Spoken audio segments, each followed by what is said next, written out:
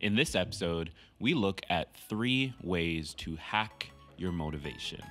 Get excited because this is Tiny Leaps, Big Changes.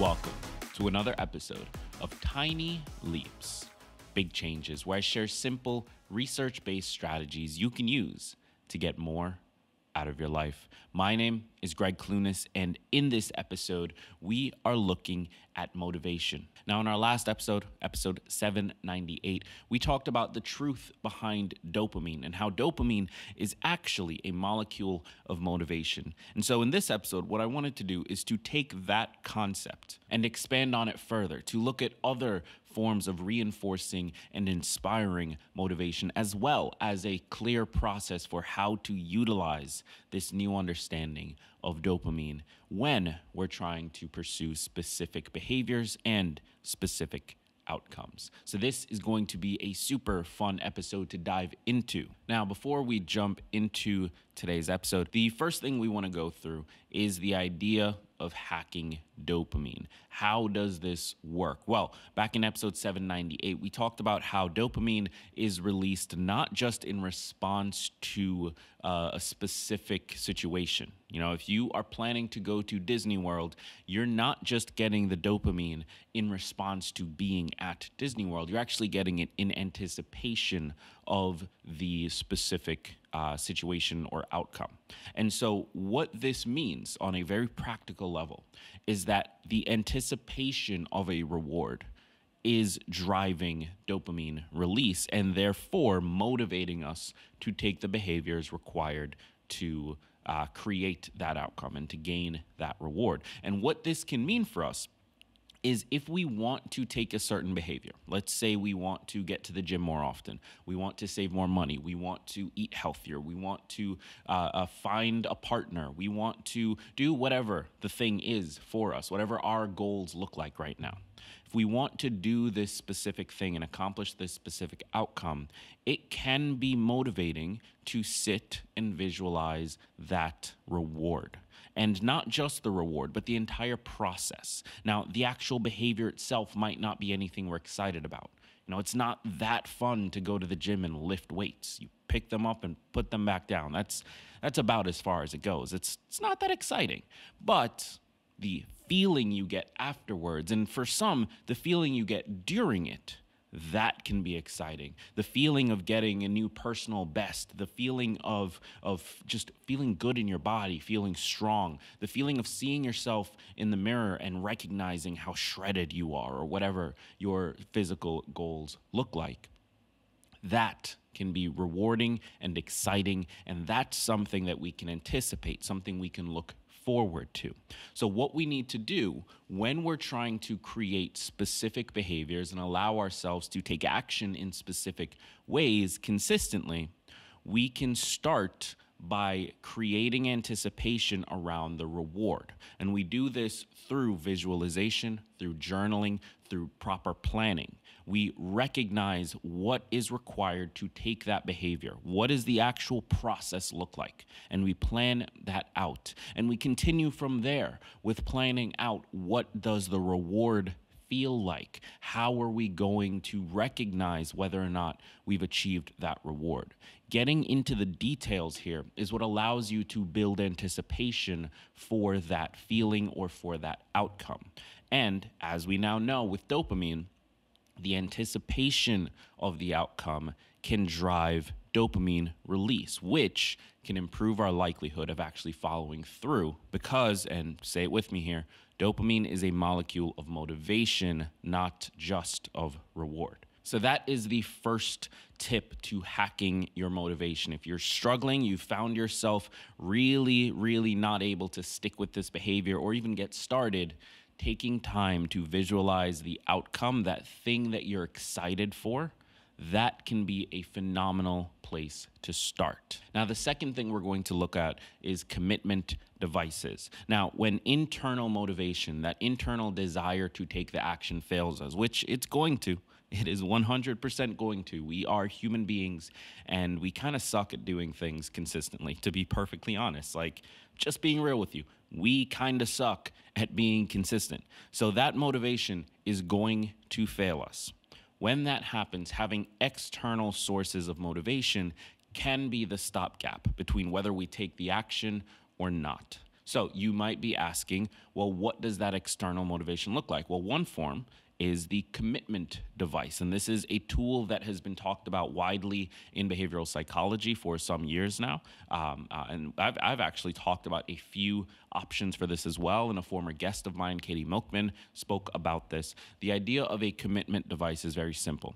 It's something external that reinforces our commitment to a specific behavior. So this can be something like an accountability partner. This can be what's called a cash commitment device, where you put a certain amount of money on the line, and if you don't take the behavior, that money gets donated or it goes to a friend or whatever rules you choose to set up. These external drivers of commitment can help drive internal motivation when it's just not there. Because maybe the motivation of actually taking that action or taking that behavior isn't quite there, but you can rely on the internal motivation of not wanting to lose something. And a big part of why commitment devices work is actually based on this idea in psychology that it hurts more. We feel it more when we lose something than when we gain something. And this is called loss aversion. When we've gained something, and especially when we've adapted that thing into part of our identity, it often feels more painful to lose that thing than it would feel good to gain something of even greater value. This is part of why we try to hold on to what we have, even at the cost of pursuing something that could be better. Not to mention the other biases and psychological things that play into that. Things like worrying about, is that thing actually going to be better? Are you taking this massive risk without certainty? So there are a number of ways that this plays a massive role, and commitment devices can sort of build on top of these principles to create external motivation that drives internal motivation and therefore behavior. So what types of commitment devices are there? Well, I'm going to be quoting, or rather reading from an article I recently found. Actually, shout out to Dr. Heather McKee, who shared this on LinkedIn. The article is written by Samuel Saltzer, and of course, I've got a link to it in the description of this episode. So he actually takes a moment to categorize commitment devices, and he breaks it down into three types. You have social, which is, quote, commitment device that adds social cost of not acting in line with long-term goal. Great for someone who enjoys social accountability. So, perfect example of this, when you publish on Facebook or LinkedIn or Instagram that you're going to do X and you want XYZ person to hold you accountable, that is social. That is a social commitment device. When you ask a friend to hold you accountable to a certain thing, that is a social commitment device. When you use the app that I built, Upward, and you have a partner for a specific habit, that is a social commitment device. So this is the idea behind the first category of commitment devices, which is social. Now, the second one, he says friction. So, quote, commitment device that adds hassle cost of not acting in line with long-term goal. Great way to change the choice architecture of your home or workplace. So this is something that I talked about a few episodes ago when I discussed changing your environment. Now, many psychologists and behavioral scientists believe that the secret to changing behavior consistently is actually to change the environment that the behavior takes place in. So this is doing things like no longer buying a specific snack so that you can't be tempted by it, or driving a different way home that doesn't pass a certain store or fast food restaurant or whatever your vice is. Doing things in the world around you that just make the behavior harder to take or make the behavior easier to take if it's something you want to be doing. Now, the third one that he discusses, the third category of commitment devices, is what's called financial commitment devices. So here is the quote: commitment device that adds financial cost of not acting in line with long-term goal. No one likes to lose money, not the type of commitment device for someone who struggles with gambling addiction. So this is the cash commitment device primarily. So there's an app called Stick, and there's actually a number of them now, that allows you to put in money, put it on the line, and if you don't take a certain behavior, your external coach or voter tells the app and you lose that money. Now, in the case of Stick, it goes to a charity or an anti-charity, things that you maybe wouldn't want to support.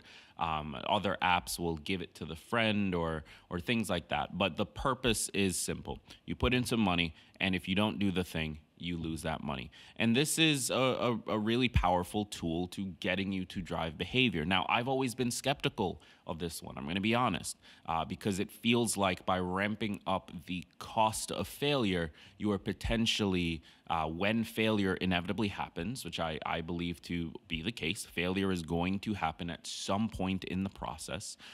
When that happens, you are potentially discouraging future action. And I asked this question to Dr. Katie Milkman, the author of the book How to Change. And she believes that cash commitment devices, and she's seen the actual data on this, so I tend to believe her. Cash commitment devices are very effective the first time that you try something. When you are getting out of the gate, you're trying to get yourself to stick with it long enough for it to become a habit. A cash commitment device can be incredibly helpful during those situations. However, post that first attempt, once the first failure occurs, it's a little more up in the air as to whether or not it's still valuable. Now, I'm sure there is still value to it, and the beauty of all of these tools is that it's about the individual. All I can do with you is share a number of tools that you can utilize. It's up to you to figure out which one is going to work best for you based on the situation you find yourself in, the context of your life, the goal that you have, how important it is or not important, so on, so forth. The purpose here is not to tell you what to do, it's to tell you what you could do and then give you the tools and resources and support required to figure it out for yourself. So that's the second tool that we can use to hack our motivation. And the third, and this is one of my favorites, so this is sort of in that friction commitment device category, but I think I gave it its own spot because there's more to it than just adding friction or reducing friction. So this is changing your environment. And when I speak of environment, I mean the entire context around when and how a behavior occurs. So I gave the example in my last episode of flossing, where I really struggled to floss for a long time, and being consistent with it is something that I'm not sure why, I've just never really been able to do. One of the things that helped was walking through the process and visualizing that reward, that clean mouth feel. The thing that I didn't talk about in episode 798, the other part of what helped to make that finally stick was actually changing the time of day when I flossed. See, it's widely documented that for most people, during the morning, the first 8 hours of the day, let's say, from when you wake up to roughly 8 hours after that, that's when you're more prepared to handle tasks that require a large amount of cognitive overload. And what I mean by cognitive overload, this is a term I learned from Dr. Andrew Huberman of the Huberman Labs podcast. I feel like I've basically just become his fanboy at this point. I feel like I talk about him every episode, but for good reason. He knows what he's talking about, and it's a phenomenal show. But anyway, this idea of cognitive friction. So how much do you need to mentally get past in order to take the behavior? When you are first awake for those first 8 hours, typically, even if you're not a morning person, which I consider myself a nighttime person, you are more mentally prepared to do the things required to overcome that friction, that mental cognitive friction around certain behaviors. And historically, I, like many other people, have tried flossing at night. So I would try flossing before I brushed my teeth, after I brushed my teeth, so on and so forth, but it was always at night. And one day when I was visualizing this process, I started to ask myself, what if I just tried it in the morning? when I am more prepared to do this sort of like a large mental lift to create the behavior that I want to create. And that has worked wonders. So changing your environment, or rather maybe a better way of saying it, changing the context around a behavior can do an amazing amount. Now, that could be reducing friction, as we talked about in commitment devices. So it could be that you take a path home from work that drives past the gym, and so you're more likely to go to the gym. It could be that you set up an automatic deposit into your savings account before it ever hits your paycheck. Those things work, and that is changing context around the behavior. But it could also be the rest of the context. It could be the type of behavior. For example, choosing a dance fitness class instead of weightlifting if you find that more internally motivating. It could be things like changing the time of day that you do the behavior, moving flossing to the morning instead of historically it being at night, and that being what drives the behavior.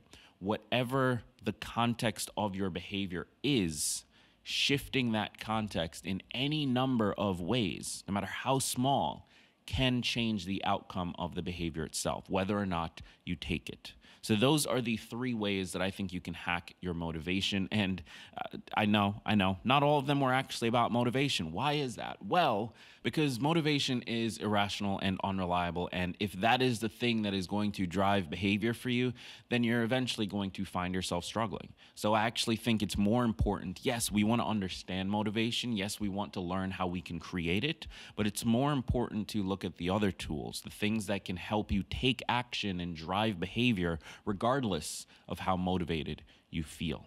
So that's what I wanted to talk through today. Just to recap, just to go back over them. The first was hacking your dopamine, going through the process of visualizing the reward and creating anticipation for that reward in order to help drive motivation towards the behavior.